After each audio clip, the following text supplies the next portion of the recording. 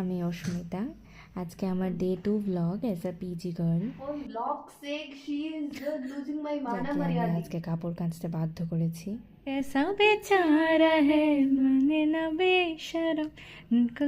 তারপর আমরা একটু ফেস প্যাক লাগাবো বলে ঠিক করেছিলাম, তো আমি ওকে অ্যাপ্লাই করে দিয়েছি। Let me apply this cement on her face. ওরও খুব ইচ্ছে হয়েছে যে আমাকেও অ্যাপ্লাই করে দেবে। এই ফেস প্যাক লাগানোর সময় আমরা খুব ভালো একটা মুহূর্ত শেয়ার করেছি একে অপরের সাথে। মানে